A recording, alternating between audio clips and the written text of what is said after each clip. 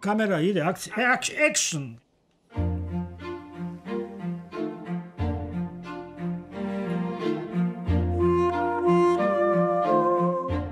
Snaga ljubavi obeležava izložbu i dokumentarni film o Vlastimiru Gavriku, filmskom i televizijskom scenografu, mom tati. U znak sećanja na jednog vrhunskog velikana, čoveka, velike stvaralačke snage, mogućnosti, koji je ostvarivao svoje snove, on ih je i sanjao i ostvarivao, svojom snagom ljubavlju prema filmu. Zato se ova izložba i zove Snaga ljubavi, jer je posvećena njemu i njegovoj velikoj ljubavi prema filmu. 50 godina rada na filmu i na televiziji takođe. Vraćanje na prošlost, na prošla dostignuća iz istorije vizualne kulture u Srbiji je nešto što je veoma važno. Mi smo svedoci, kada posmatramo istoriju dizajna i istoriju umetnosti uopšte, da su prvenstveno obrađeni svetski renomirani umetnici.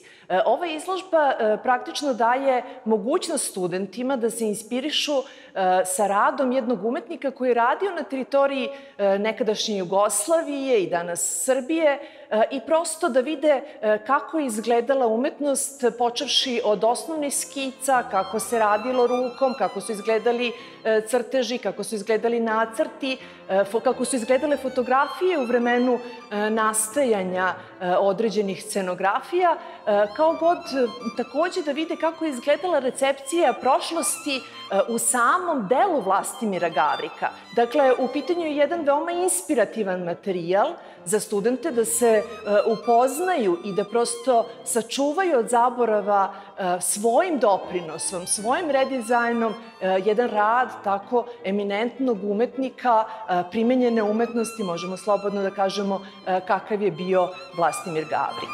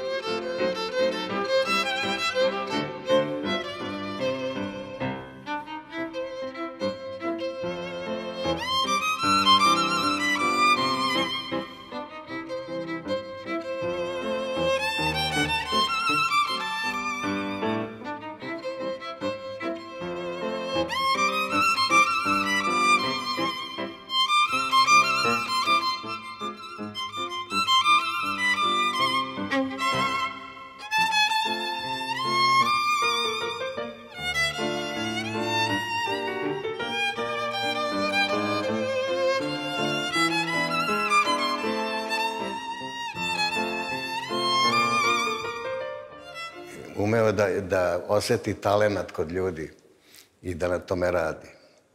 Da ih uzima kao asistente i bio je sasvim drugačiji privatno od situacije kad je posao u pitanju. Bio je oštar, vrlo dogmatičan i uporan u onome što je radio.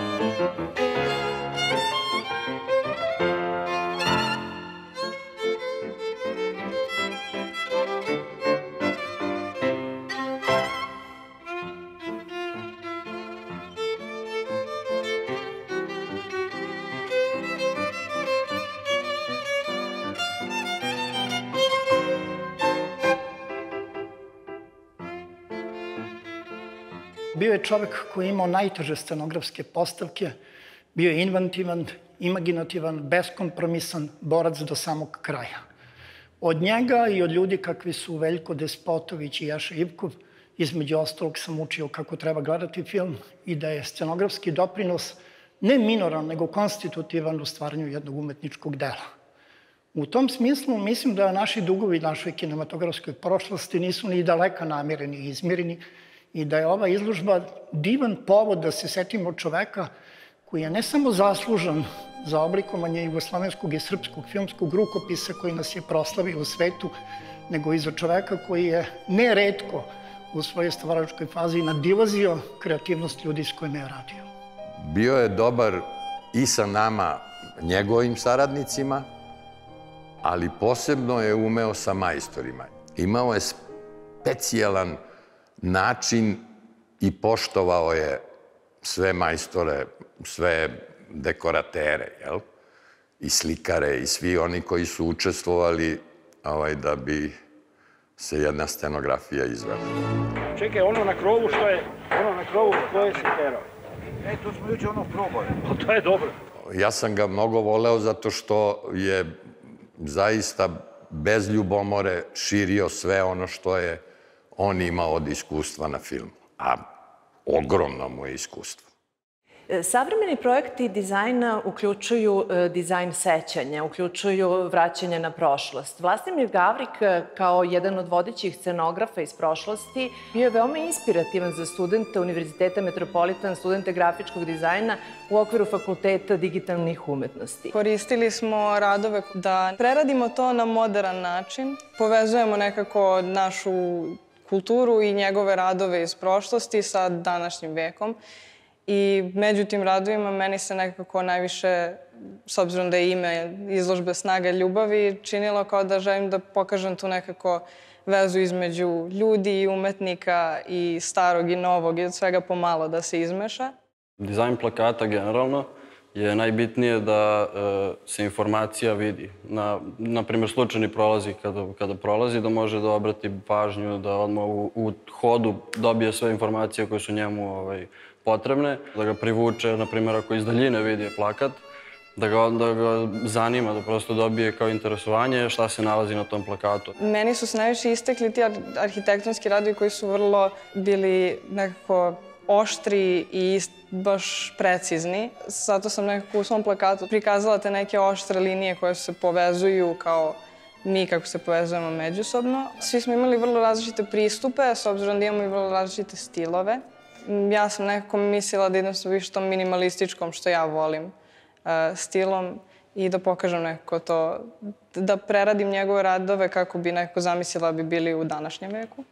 Studenti su radili na dizajniranju njegove fotodokumentacije, njegovih materijala i zapravo ovaj čitav projekat predstavlja jedno svedočanstvo o jednoj veoma važnoj saradnji.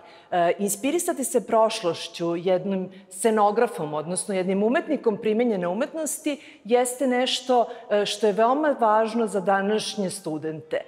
Sačuvati fragmente prošlosti u ovoj meri, kao što je sačuvano u zaostavštini Vlastimira Gavrika, jeste nešto što doprinosi srpskoj kulturi današnjih dana.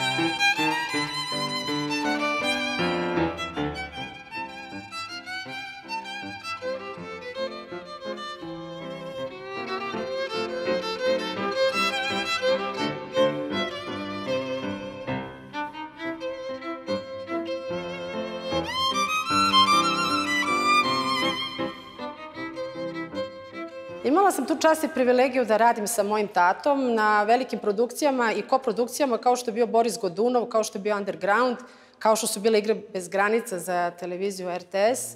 I zaista mi je bilo veliko zadovoljstvo s njim da sarađujem jer sam pored njega i učila, i radila, i živela. Imala tu mogućnost da više vremena provodim sa njim jer mi je uvek nedostajao. Tako da smo zajednički radili i stvarali njegovu Akademiju finske umetnosti i nauke koja je osnovana sa ciljem da naše filmove predstavi američkom tržištu i da se kandidujemo za Oskara. Moj otac je dobitnik američkog Oskara za film Nikole Aleksandra 1972. godine i sa velikim zadovoljstvom možemo reći da je Američka filmska akademija prihvatila Akademiju finske umetnosti i nauke Vlastimira Gavrika, njenog predsednika i osnivača, i dozvolila da se filmovi iz Srbije nominuju za Oskara, za van englesko-jezičko područje. Time je to uvršćeno u jedan veliki rang od velike važnosti za naš srpski jugoslovenski film. Nagrada koja je ustanovljena tim povodom zvala se Kristalna prizma. Ta nagrada se dodeljivala pandam kad i američka nagrada Oskar.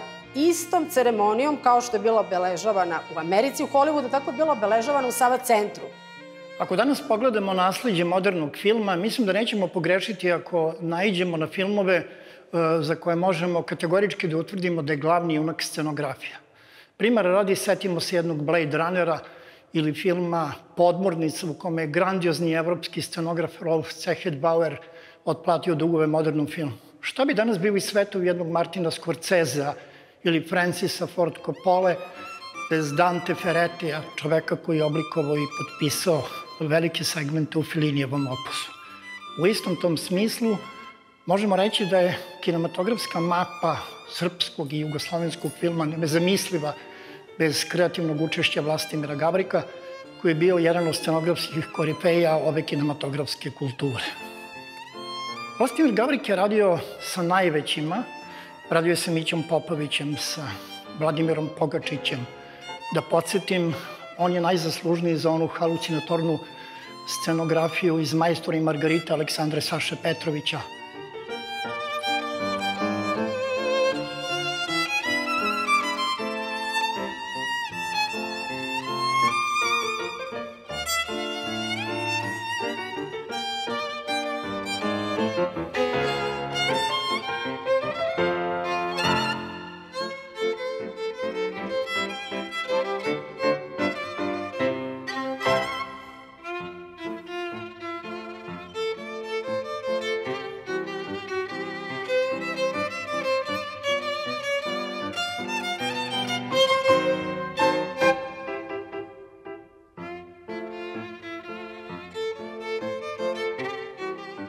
Kolegu Vlastu sam upoznao 70. godina. Sasvim slučajno nedostajao je čovek sa kojim je trebao da realizuje Maestra i Margaritu i odluka je pala da ja to budem.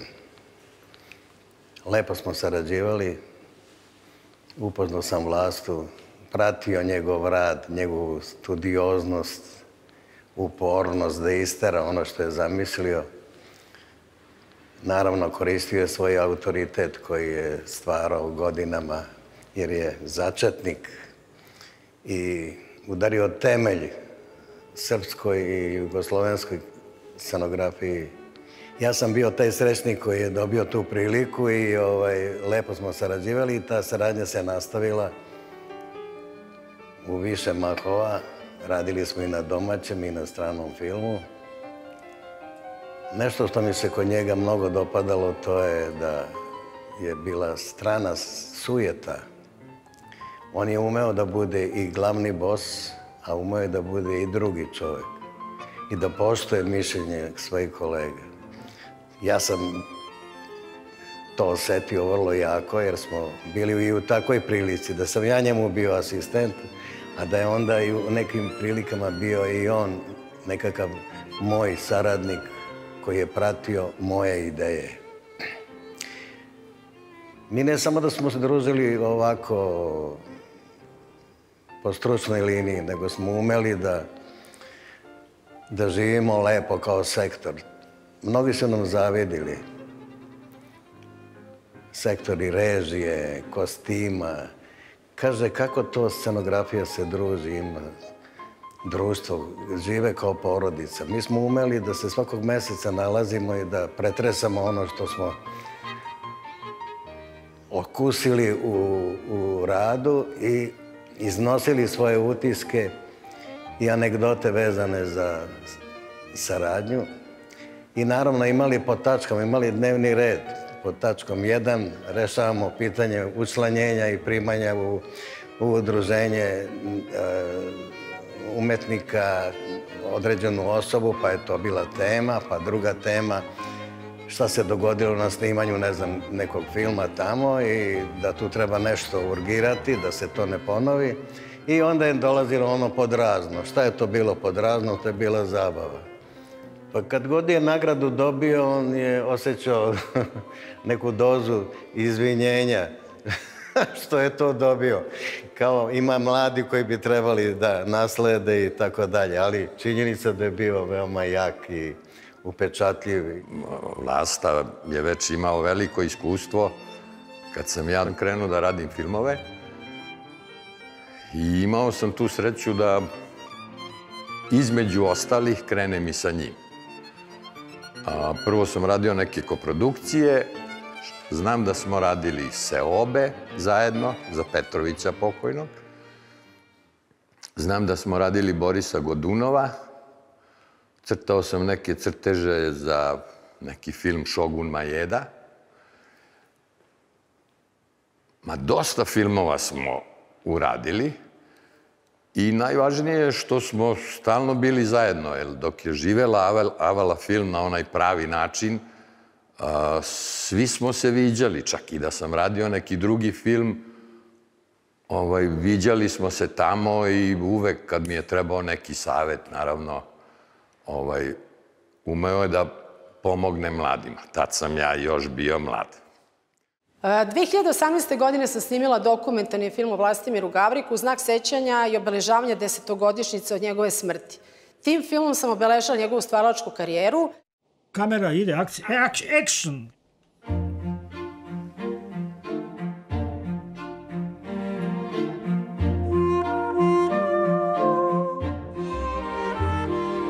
Vlasta je bio jedan od onih koji je znanje iz inostranstva vrlo često donosio ovde, širio ga među svojim kolegama i prijateljima i tako su praktično svi ti scenografi Beogradskog kruga, da ih nazovem tako, stasavali i učili zanat od Vlaste.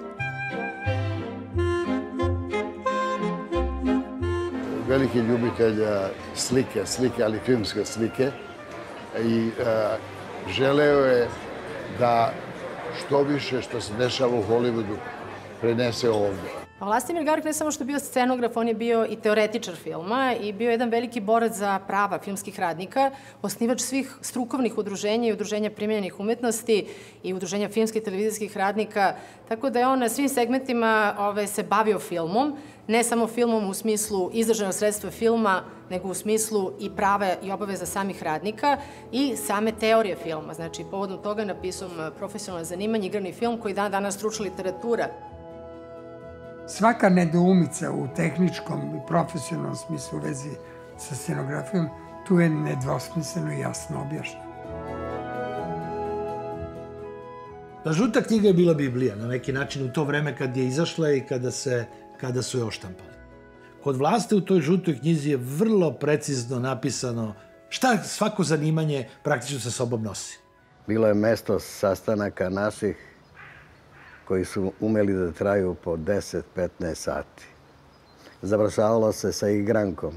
Svi su nam zavideli na tome. Sećam se, Vlasta je imao jedan običaj da kad god smo preterali u tom pričama, slušao je dobro, onda je uvek pokazao rukom time out, da mi svi stanemo sa pričama i glupostima i da on iznese probleme koji se tiču svih nas, sa kojima je normalno i uposlen. Kad počitate njegovu biografiju, prosto ne verujete da je on toliko se borio za život, a da je kroz taj život on jednostavno sagledavao film kao umetnost, kao nešto što se traje, što će biti lepo i ništa mu nije bilo teško. Počeo je kad još nije bilo filmskih škola, kad još nije bilo ni profesionalne kinematografije, nije bilo ničega, ali je bilo filma. Film je već tada ulazio u svoju drugu polovinu života u 20. veku.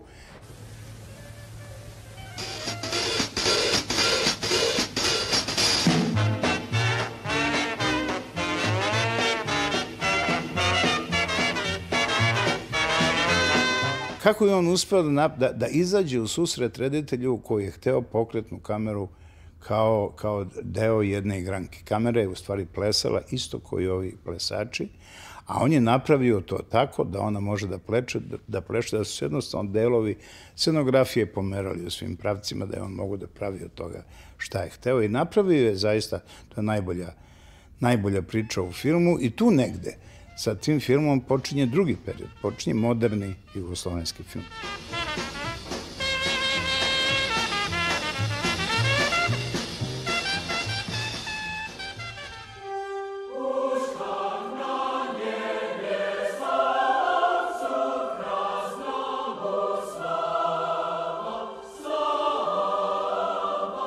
Boris Godunov je film opera koja je rađena u saradnji sa Francuzima.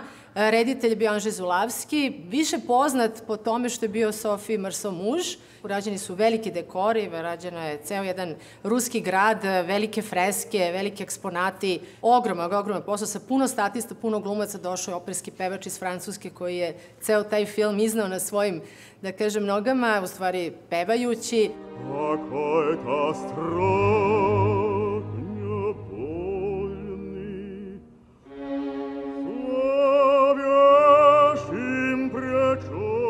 pokazuje svu svoju raskošnost talenta u tom filmu Boris Godunov i nije on samo, on je bio glavni scenograf, on ispod sebe imao još, sad više ne mogu da se setim, ali imao je sigurno još 7-8 scenografa i to sjajnih ljudi, talentovnih ljudi koji su pod njegovom rukom kreirali ono što je reditelj Zulavski zamislio i pomislio.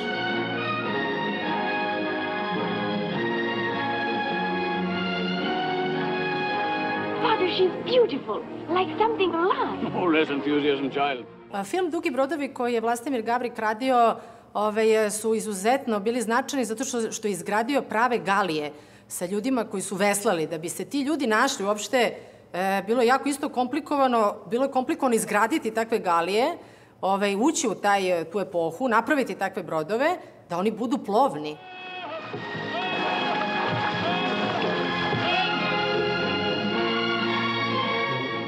Ti crteži su stvarno epohalni i on je bio ekspert za izgradnju takvih brodova i posle ga je taj film odveo u sledeći film koji je bio Marko Polo i u sledeći film koji je bio Robinson Crusoe.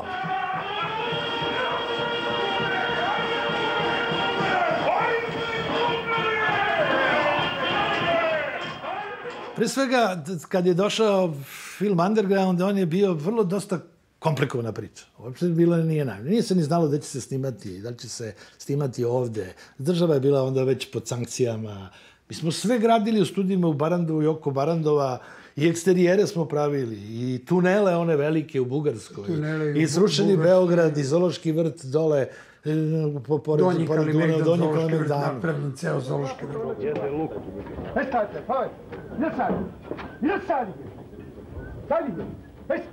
Jedan od eksterijera je Gavrik dobio za zadatak, to je bio eksterijer Kosančićevog venca koji je trebao da predstavlja jedan teren gde će posle bombardovanja sve životinje iz Zološkog vrta da pretrče. Tako je to bio jedan zahtevan zadatak, da se napravi jedan takav jak podijum, pošto su ispod iskopine rimske biblioteke. Konju jedan!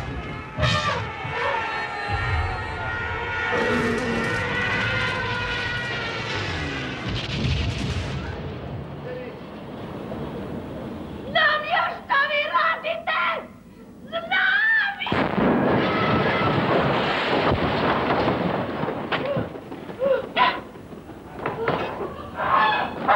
On je 72. godine bio dobitnik, u stvari delio Oskara sa još par ljudi za scenografiju.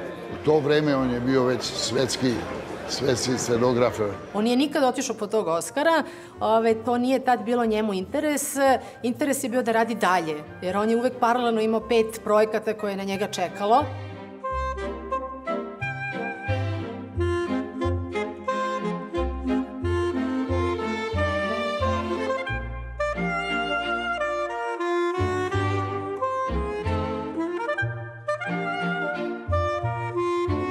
U 1972. godine dobijem kolektivni Oskar, koji nikad nije došao do Vlaste Gavrika i kad god bismo ga pitali pa što ne ode, što ne traži, što... Ne mogu, nemam adekvatan smoking.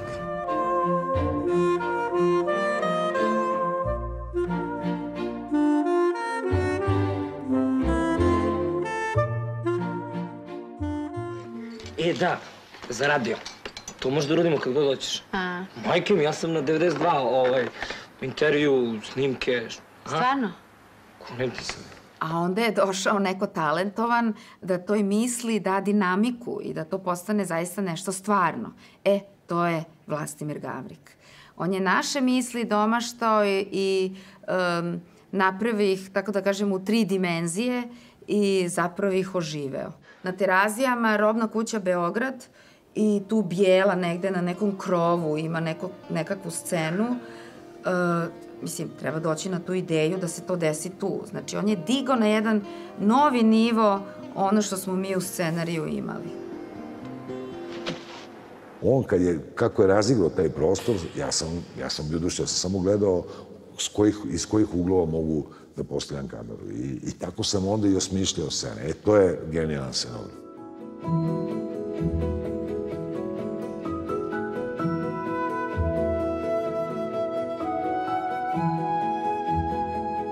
Tata je posljednjih 12 godina svog života proveo sa svojim unukom Aleksom. Aleks je zavolao brodove, počeo da ih crta, zahvaljujući dedi, njegovim dugim brodovima, Polu, Kruzou, filmovima o kojima je slušao svom dedi i gledao na fotografijama, njegovim crtežima i skicama. Oni su to vreme provodili uveče uz seriju Srećne ljude i Porodično blago, televizijske serijale koje je radio kao scenograf. Sestrice, za tebe. Nadam se da nisam zakasnio. A Vlasta je bio takav da je sanjalica, da je ostao klinac i kada je već postao ozbiljan čovek.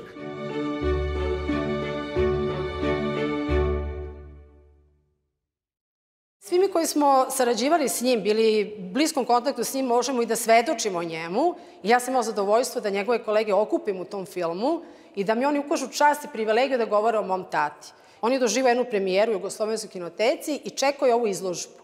Jer sa ovom izložbom i taj film živi. I time živi sećanje na Vlastimira Gavrika.